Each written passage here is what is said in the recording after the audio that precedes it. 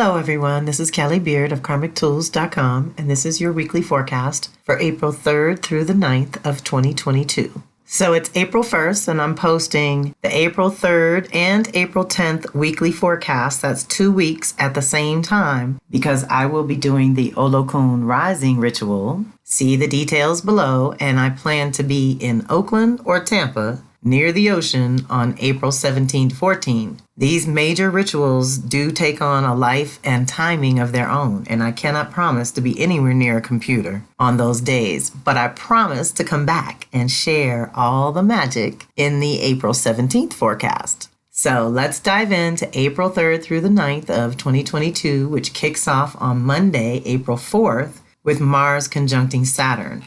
Now remember last week, Venus conjuncted Saturn. This was a big deal.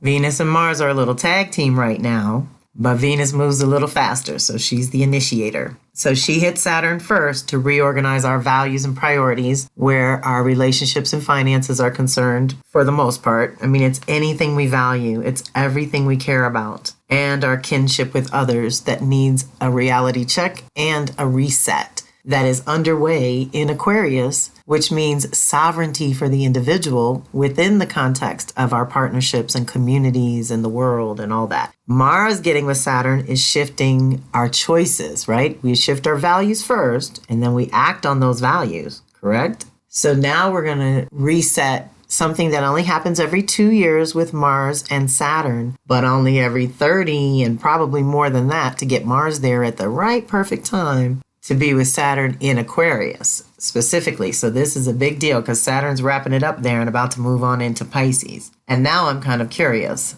So let's see, when's the last time that Mars conjuncted Saturn in Aquarius? Like I said, they get together every 2 years. So our sacred masculine, the part of us that negotiates on our own behalf, gets our ideas in the world and holds good boundaries, gets a beautiful upgrade with Saturn every 2 years. It just depends on what the sign lesson is that it's going through. And in this case, it's Aquarius. So I am very curious when the last time that happened. Well, technically, it happened at 0 Aquarius.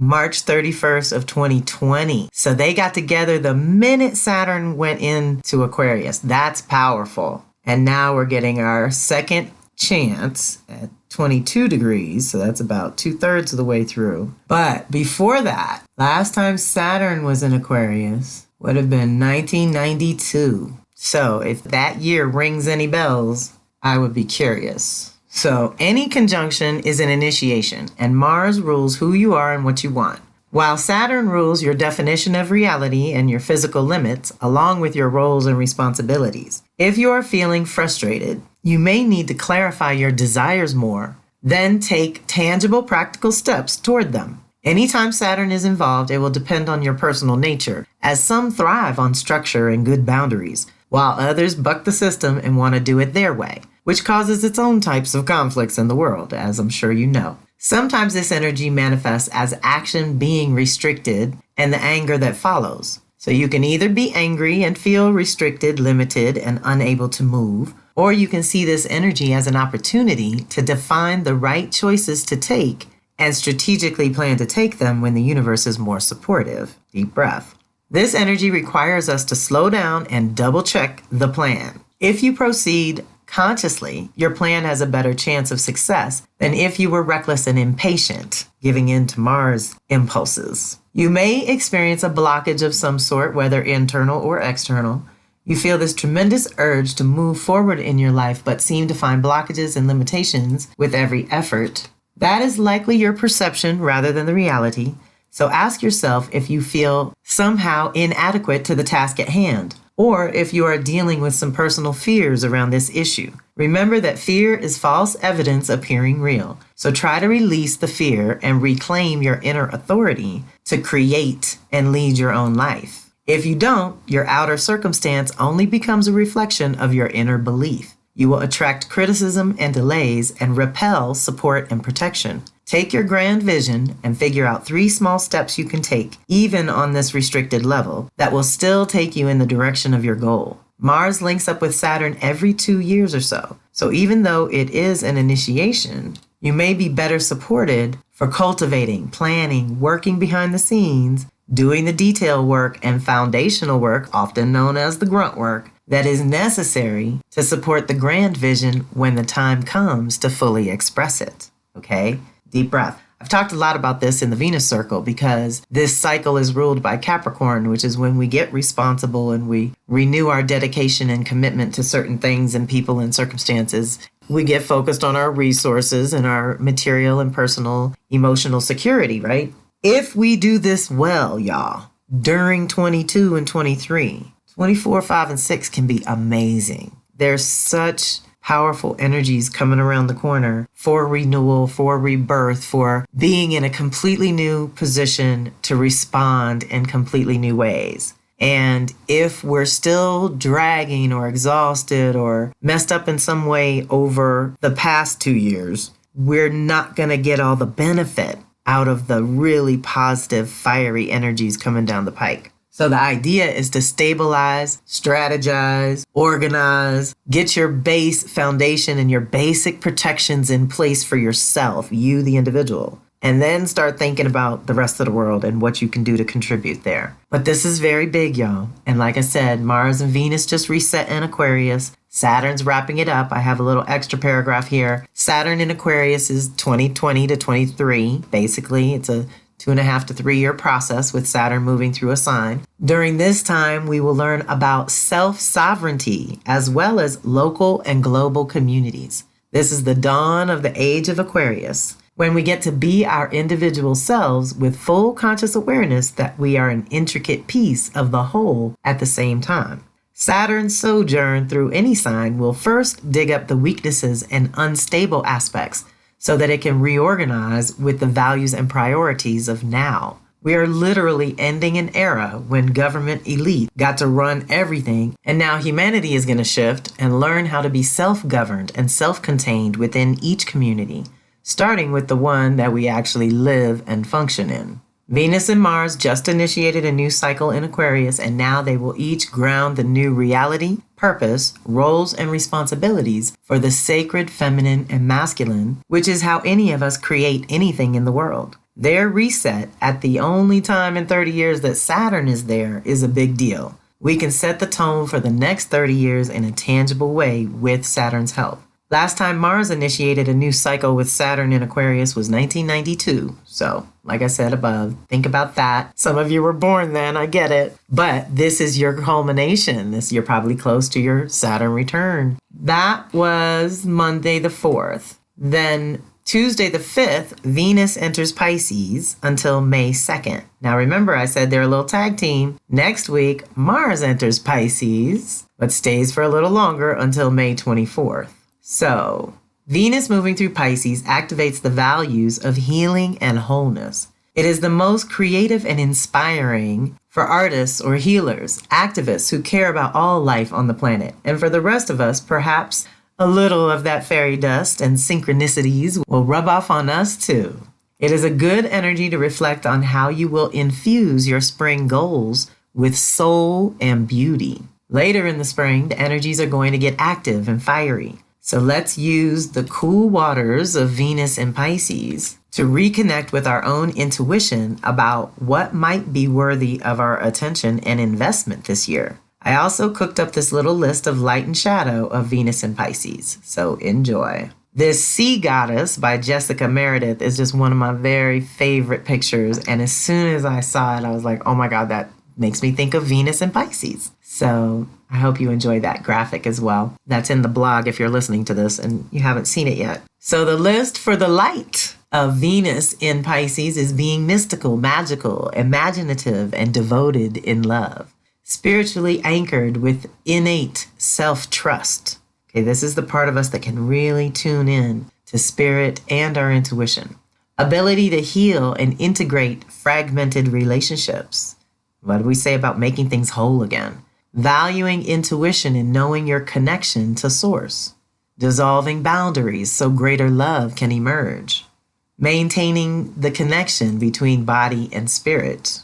Acknowledging and honoring the divine or sacred feminine. Being a world service dedicated to global oneness. ability to easily navigate other dimensions of reality. Okay, so that's available too, y'all. This is the time to tune in. This is the womb experience. Venus has now made it through the whole zodiac. Mars has made it all the way through the zodiac. And we're resetting a new cycle. And so when we get to Pisces, it's always that incubation of the vision that we're going to birth next, whatever that is. The shadow side of having Venus in Pisces is being overly critical and demanding in love, self-doubt and an inability to deal with confrontation, prone to martyrdom, self-sacrifice, and manipulation, insufficient boundaries and subsequent confusion, deep breath, being delusional, having blind faith in love or money, excessive anxiety or fear of loss and abandonment, lack of faith or inability to connect to and follow intuition, unreasonable fears or phobias regarding love or money, and an imbalanced and entangled with social fears and collective trauma. Okay.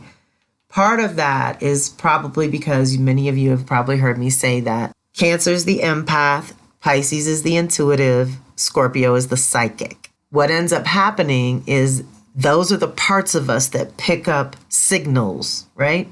With Scorpio, it's all about the individual. It's survival. It's self-preservation by any means necessary. And we all have it somewhere.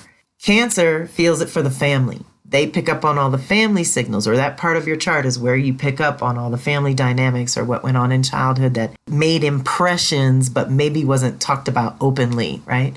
So Cancer, the empath in us, ends up feeling it most acutely, let's say, for the family. So Scorpio's the individual, Cancer's the family. Pisces feels it for the world. So this entanglement with social fears and collective trauma is something that we can tap into at this time easier than ever. Boundaries are the key. That's all I can tell you. That's your antidote, is to get in your Virgo, which is opposite Pisces, get in your body, check in with your system to see how much it can actually handle of social fears and collective trauma. If you can't handle it, don't put yourself in that position. People get real pissy with me and my boundaries. I don't even care. But I am in self-preservation mode right now, and I know out the gate that my heart cannot handle knowing absolutely every tragedy going on around the world. I just can't handle that. So I don't even let my empath, my psychic, or my intuitive go there. I stay in prayer mode. They say, why worry if you're going to pray? And why pray if you're going to worry? Worry becomes this neurotic thing that humans do. I'd rather give it to spirit and let the chips fall where they may. Most of the time, spirit makes it better and is more effective than I can ever be. It's deep. So I try to stay out the way now in my old age. I know better now than to challenge that. And at this time, we are so in like I said, that womb space of incubating the next vision. So let's let go of the baggage and the trauma so that it doesn't feed the root of what we're initiating going forward. Okay. So that's Venus moving into Pisces on Tuesday. On Thursday, when I hope to be on a plane to Oakland, Mercury is going to sextile Saturn. This energy is really good for being able to objectively see what needs to be changed, fixed, or stabilized in your life or environment. One expression of this energy is a tendency toward depression or apathy, but a better expression would be facing what needs to be done and following through on anything that you have already begun. You may feel the need to organize things at home or work, or perhaps take a class or workshop sort that will help you attain your current goals. Either way, be focused, but not too serious. Balance in all things, right? It's when you focus on the lack and limitation that you feel overwhelmed and sometimes helpless. That's not the point of this energy. It's just time to take any rose-colored glasses off, do some serious thinking, tend to the details, take stock, assess the value of your ideas, and make changes accordingly. Okay? A sextile is an opportunity to gain some traction. Mercury's how we think and communicate. Saturn's our roles and responsibilities, like we've been talking about. This is Mercury in Aries. It's all about you and what you're thinking at this moment, in conjunction with Saturn in Aquarius, what's going on in the reality of your community and surroundings and environment, right?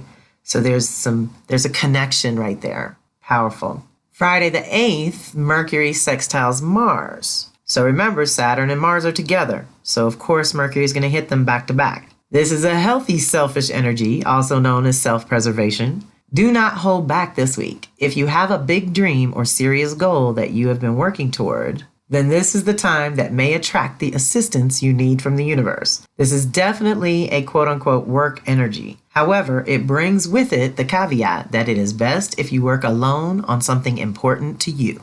No one else is or ever will be as dedicated to your goal as you will be, nor should you expect them to be. You are now connected to the extra energy it takes to push your goals to the next level, bringing you a sense of accomplishment while outlining the next tasks to be done. Opportunities present themselves all the time. All you have to do is be ready. If you are given the opportunity to make a presentation, then go for it. Your clarity, energy, and enthusiasm will be unmatched, and that's what people respond to. Don't choose this time to be shy or doubt that you're ready. You are definitely ready, otherwise you wouldn't be here. One of my favorite sayings is, at the moment of commitment, the universe conspires to assist you.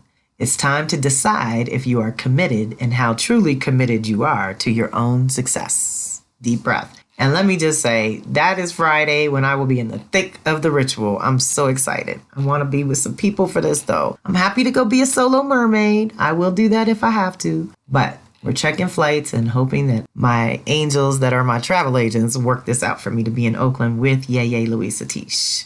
So I've included the Aries Energy of the Month post for those who want to dive into that, and the link to the Olokun Rising event, April 8th to the 12th. We're saying that because next week, Jupiter links up with Neptune on April 12th, and this is a huge initiation for Mother Earth. So we are doing prayers for the whole weekend and the whole next week or two, basically, for the waters of the world, and we're inviting all cultures to participate. So we're recommending that you just do anything related to water. Watch some water movies, read some books, learn something, teach something. Go bless the waters. You have to apologize. That's why it's a 3-day ritual. We're going to spend the first day apologizing and begging the water spirits to forgive us for our transgressions. The second day is about praise and gratitude, and we're going to praise the waters, remembering that water is responsive and impressionable, and so the energy that we put into it comes back to us 100-fold. It's so deep. And the third day is making those powerful oaths and vows to do better going forward with the water specifically. So anything you can do to educate yourself or others,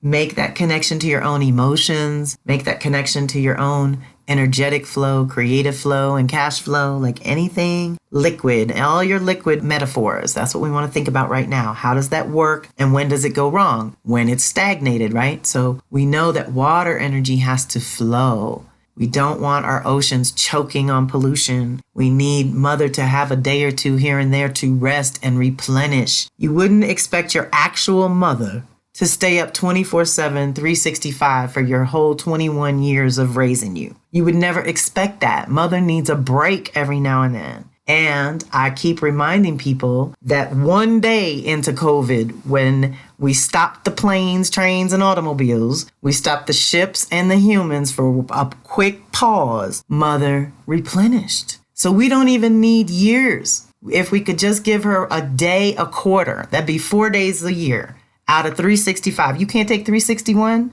to be a consumer or a capitalist. You know, there's all these other days that you can make money and function. 4 days a year so that the planet can breathe, so that we can ultimately breathe. It's all connected, y'all. So that's why this is such a big deal and why I am going off the grid for those 7 days. No matter which ocean I'm in, whether it's the Pacific, the Atlantic, or the Gulf of Mexico in between. So I thank you all for being part of my community and for your consciousness and commitment to healing and wholeness of this Pisces season, right? Like I said, Jupiter's only there every 12 years. Neptune's only there every 165. This is a rare time to be alive on Earth and conscious and co-creating with the energies. So I thank you for being part of that. And I hope you have a fantastic week.